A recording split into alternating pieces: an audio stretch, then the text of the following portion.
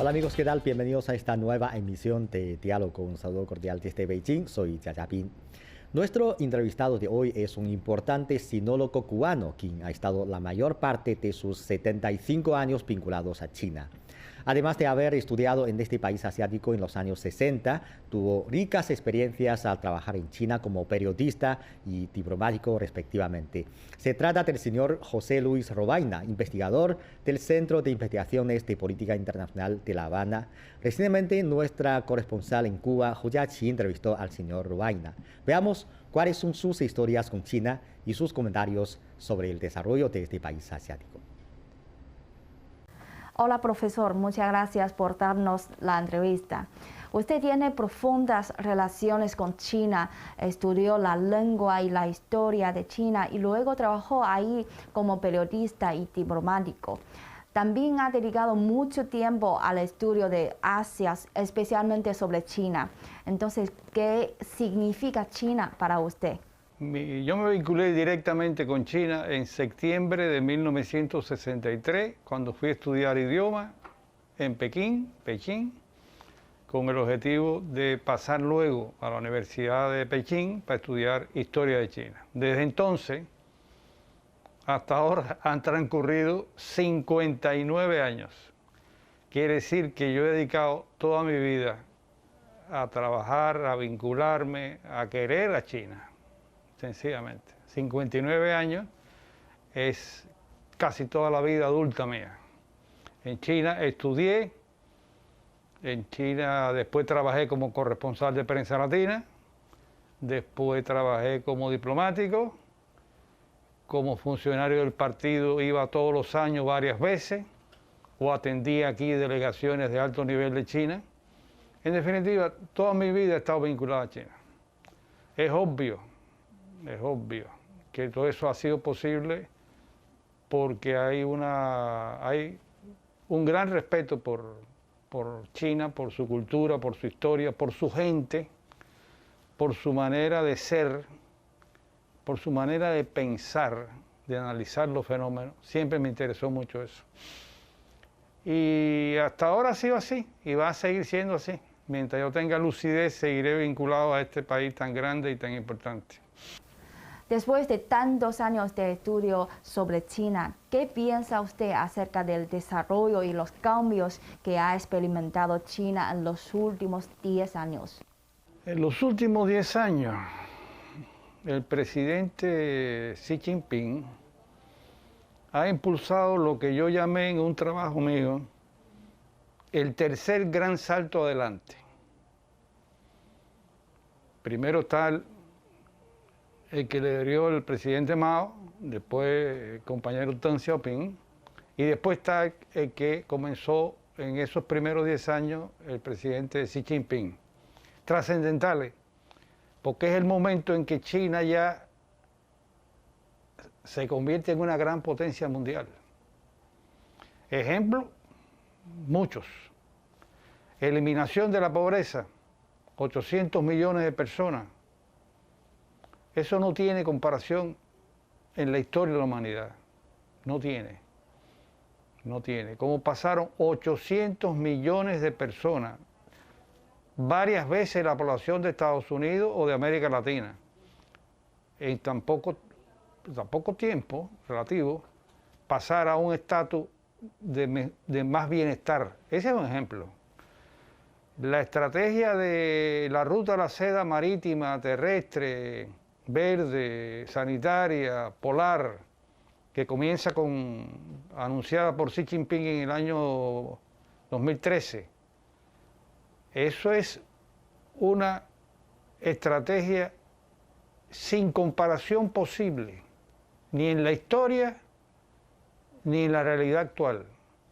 Los norteamericanos y otros han intentado hacer esquemas que compitan con la ruta de la seda. El presidente Biden estuvo por Japón y Surcorea, presentó un programa que lo que intenta es eso. No tienen fuerza. Ahora en América Latina, cuando la supuesta cumbre de las Américas hizo lo mismo, tampoco. O sea, la grandeza que se ha logrado en las distintas etapas, porque es un proceso acumulativo, pero que ya se consolida con el presidente Xi Jinping, no tiene comparación en la historia. En 70 años China se convirtió de aquel país pobre, tremendamente pobre, por guerras continuas, saqueo colonial, la invasión japonesa, las estructuras semifeudales, en la segunda potencia económica del planeta, por favor, 70 años. Y estamos hablando de un país de 1.400 millones de habitantes. No estamos hablando de un país de 20 millones ni 50 millones. Hay muchas ciudades en China que son más grandes que muchos países. Shanghái, Pekín. Con Xi Jinping, el rol internacional de China se ha colocado en el lugar que a mi juicio le corresponde. China es una gran potencia y hoy tiene una política exterior de gran potencia, enfrentada al hegemonismo, enfrentada a los grandes retos de la humanidad. Con Xi Jinping eso se ha logrado proyectar en esa dimensión. Hoy China es un actor internacional insustituible en Naciones Unidas y en cualquier foro. Y hay una gran parte de la población mundial que admira profundamente el camino de China. Es un camino ajustado a sus realidades. No se pueden traspolar las realidades chinas a otros países, cada cual tiene sus realidades. Pero los saltos que China ha dado son envidiables. Envidiables. El que tuvo la suerte de conocer Pekín en el 63 no conoce nada ya. Pero el que lo conoció hace 20 años le cuesta trabajo también ver los cambios que se han producido, tanto en el orden de infraestructura física como cambios muy importantes en la manera de ser de los chinos y las chinas. Algunos extranjeros no lo conocen porque no penetran en la profundidad de la sociedad china, no se comunican con el chino normal, el de la calle. Yo realmente tuve mucha suerte siempre con eso, siempre, incluso en los peores momentos. Yo me comunicaba con los chinos y las chinas, siempre lo logré. Este otoño se celebrará el 20º Congreso Nacional del Partido Comunista de China. Y sobre esta reunión, ¿cuáles cree que son los temas a los que hay que presentar más atención? Desarrollo económico, por el camino que han seguido hasta ahora. Desarrollo social, justicia social, el gran éxito que significó la eliminación de la pobreza tiene que tener continuidad para que esas personas que pasaron de la pobreza mejoren cada día más su nivel de vida. Desarrollo tecnológico, científico-tecnológico, innovación, porque ya el presente, pero más el futuro, se decide en el terreno de la tecnología, la innovación. Ya no es como antes la producción de acero, de hierro, incluso el petróleo. Los conflictos del futuro inmediato no, los de ahora, los del futuro inmediato más, se resuelven en una dirección u otra, en el campo de la tecnología y la innovación. China ahí ha avanzado mucho, pero todavía le queda mucho por avanzar. Según estaba leyendo, la lucha contra la corrupción, que es un fenómeno en el que el presidente Xi Jinping se ha destacado como nadie, especialmente en el primer quinquenio, pero es evidente que esa es una lucha a largo plazo sostenida. Esos son un grupo de cosas que yo me imagino, ¿no?, que se pueden considerar prioritarias en la labor del postcongreso. Por ahí deben ir muchas de las cosas. China hoy es una referencia mundial. Lo que China haga, bien o mal, es una referencia mundial. Por tanto, la responsabilidad del Partido Comunista de China, de su dirección, es fundamental no para China, para el mundo. Ahora mismo con la guerra esta en Ucrania, se está viendo lo importante que es el papel de China. Y así va a seguir siendo cada día más, porque China es la gran potencia emergente cuando el hegemón de la posguerra, Estados Unidos, poco a poco está decayendo. Por tanto, las responsabilidades de China y del Partido Comunista de China trascienden el marco del país. Tiene responsabilidades globales.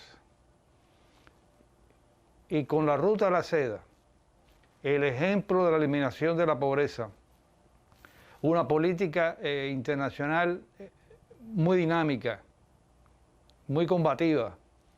Con todo eso se está haciendo posible el aporte de China sustancial a un nuevo tipo de gobernanza mundial.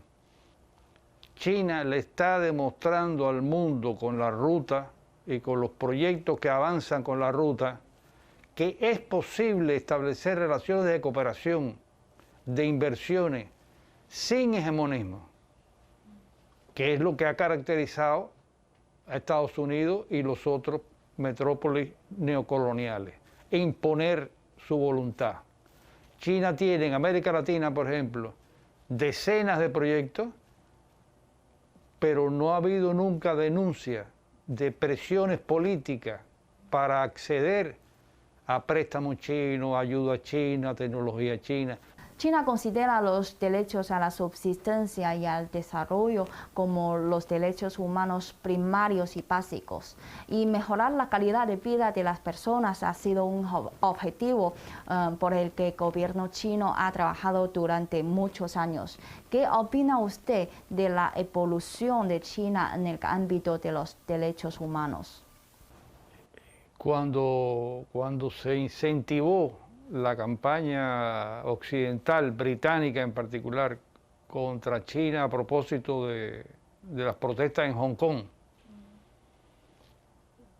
nosotros comentábamos que era una expresión de la hipocresía colonial, porque Gran Bretaña, el Reino Unido, tuvo a Hong Kong como casi colonia durante un siglo y no le preocupó nunca los derechos humanos. Tampoco le preocupó a Estados Unidos los derechos humanos cuando bombardearon con armas atómicas a 2 ciudades japonesas, o cuando acabaron con Corea del Norte con bombardeos diarios, o a Vietnam con bombardeos diarios. Como conocí a Chile en el 63, cuando era un país muy pobre, sumamente pobre, pero luchaban contra las epidemias que habían matado a millones de personas a lo largo de la historia. Y luchaban contra esas epidemias con muy pocos recursos. Desde entonces yo vi el esfuerzo de la Revolución China por preservar, por mejorar los derechos humanos. Después de posguerra, Estados Unidos ha intervenido casi en 100 países militarmente, grandes, chiquitos, medianos, por tal razón o por la otra. China no tiene esa experiencia.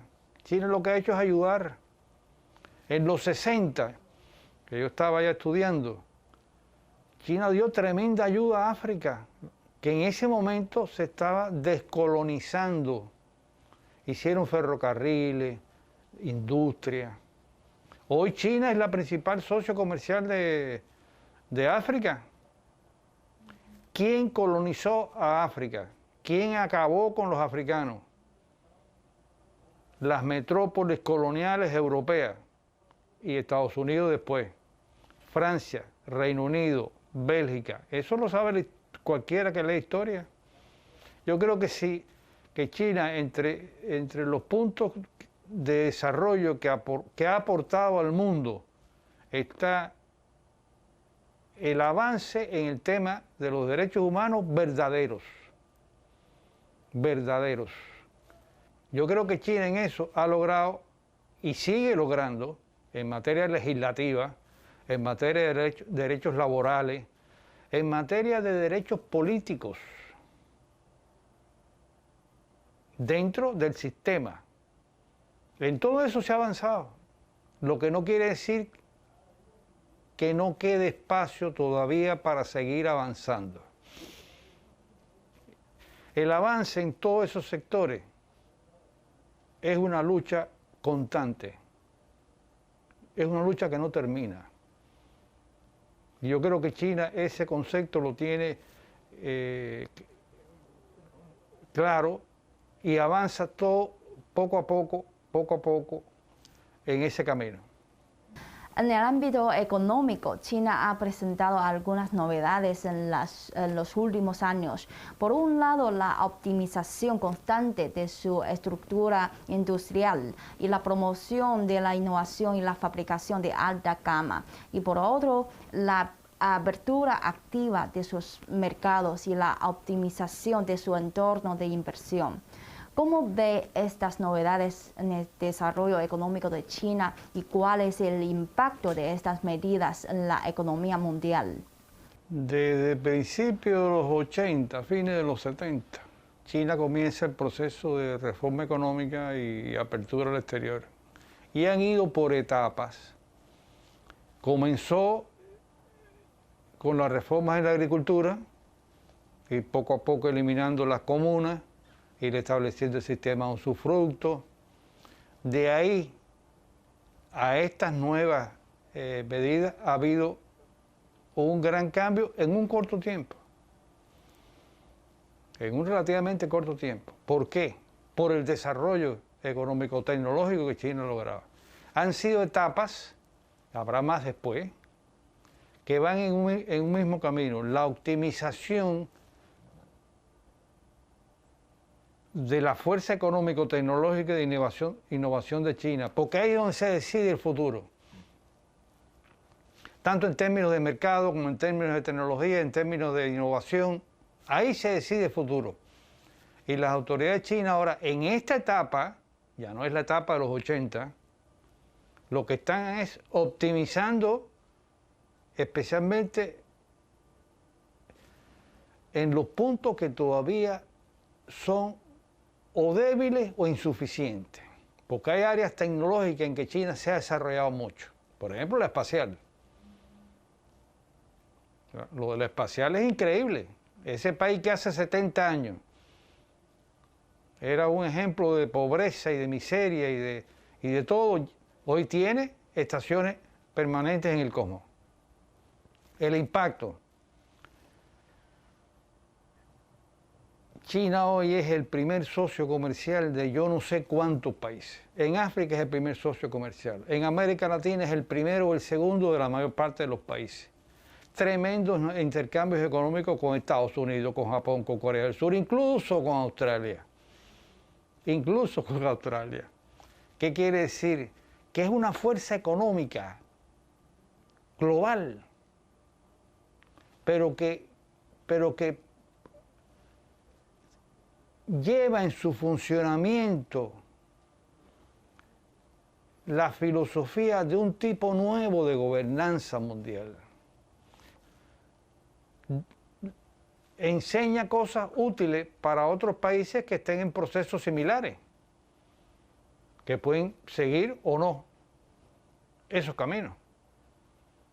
Porque la experiencia china, la positiva, puede ser útil para otros, que la apliquen a sus países.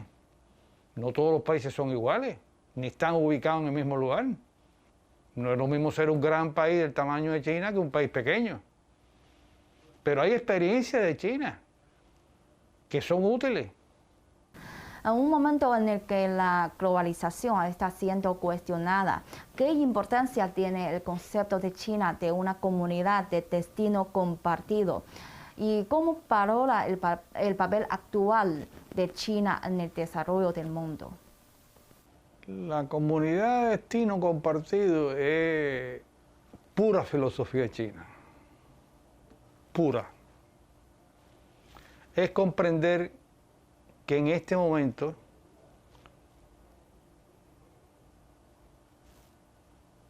es conveniente para la coexistencia pacífica entre los distintos sistemas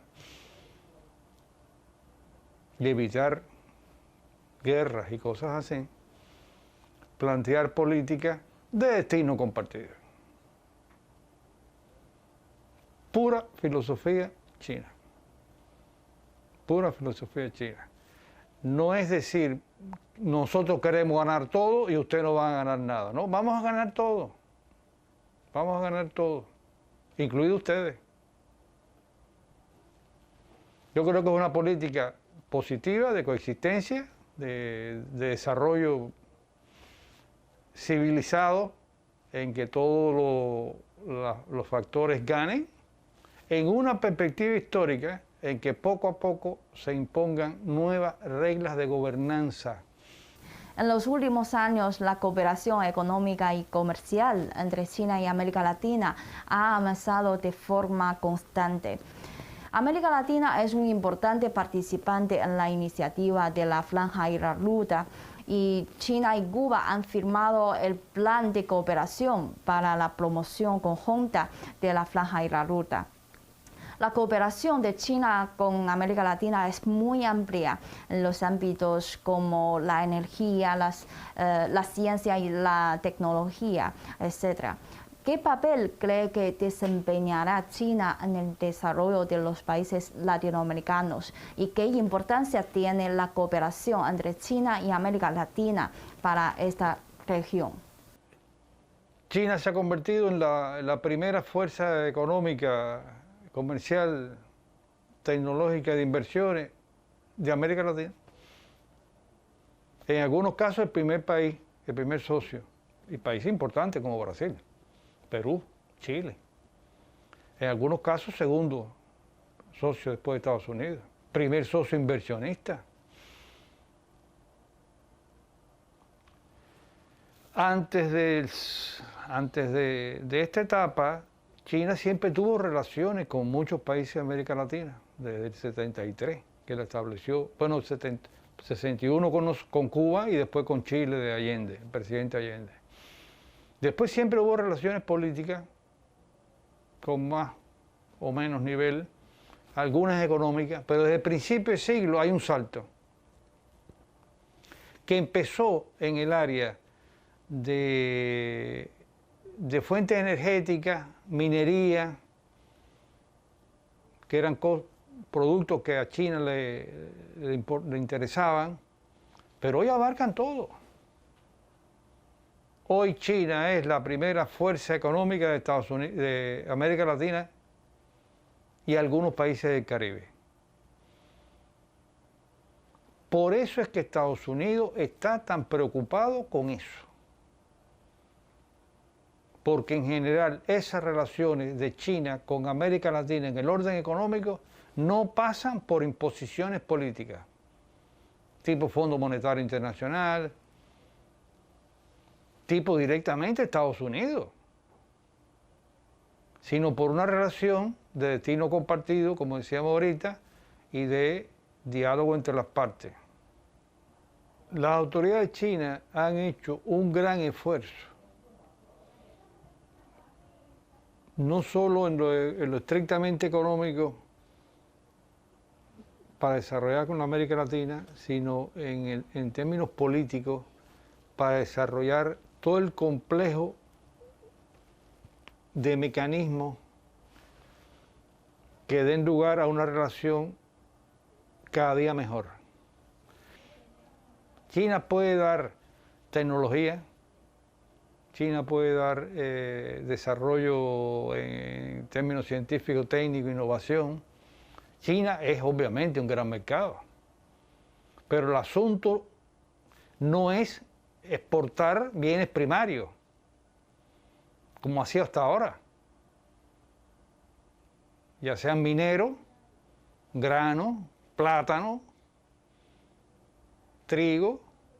Eso está bien, pero eso no es el asunto.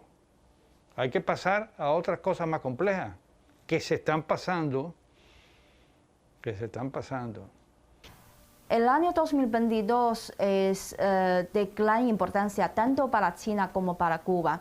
China celebrará el 20º Congreso Nacional del Partido Comunista de China, mientras que Cuba está promoviendo plenamente la implementación del espíritu del 8º Congreso del Partido Comunista de Cuba.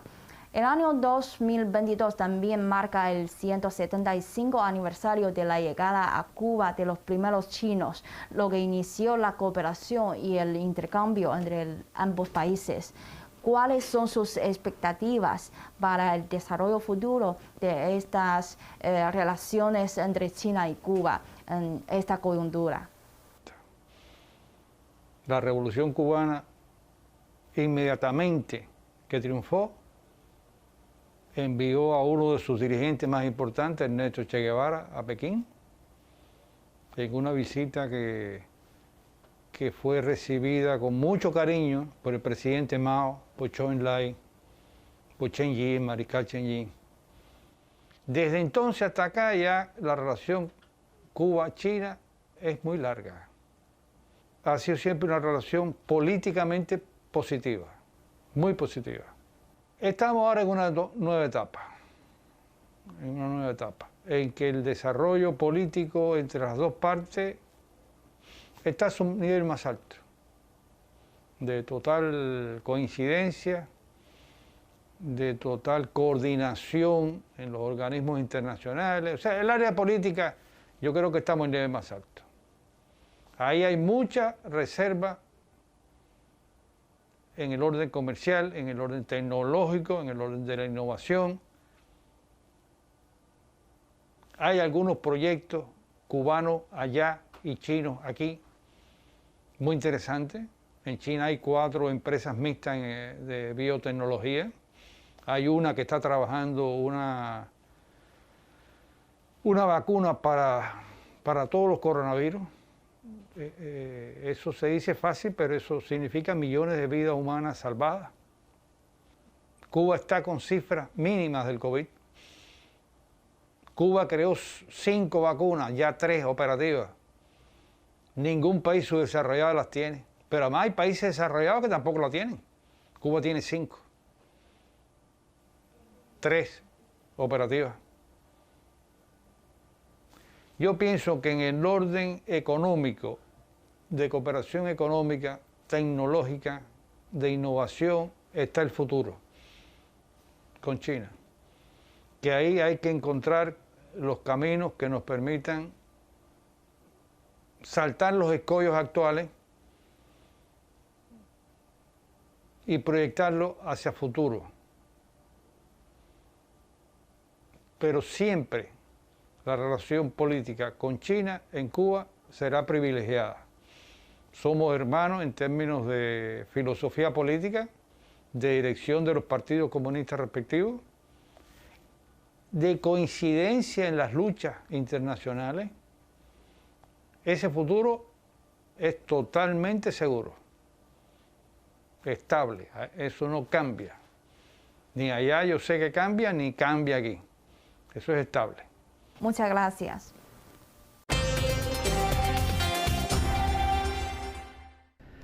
Bueno amigos, con todo esto terminamos esta emisión de Diálogo. Muchas gracias por sintonizarnos. Les invitamos a continuar disfrutando de los programas de CGTN Español. Hasta la próxima emisión.